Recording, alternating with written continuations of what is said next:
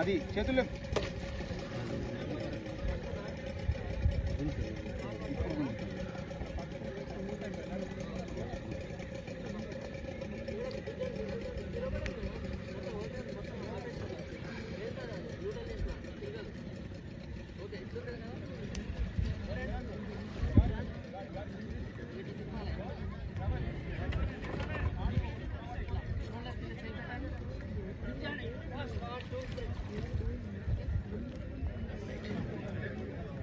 రీసెంట్గా జరిగిన బాసర దుర్ఘటన గురించి సరైన ఈ డిజాస్టర్ మేనేజ్మెంట్ అవేర్నెస్ కోసం మనము మన పోలీస్ కానిస్టేబుల్స్ అలాగే Shivangi team SHOs and special party officers వీళ్ళందరికీ కూడా ఈరోజు ఇక్కడ వరదల్లో చిక్కుకున్న వాళ్ళని లేదా నీళ్ళలో మునిగిపోతున్న వాళ్ళని ఎట్లా రక్షించాలి అనేది ఒక ట్రైనింగ్ ఇవ్వడం జరిగింది.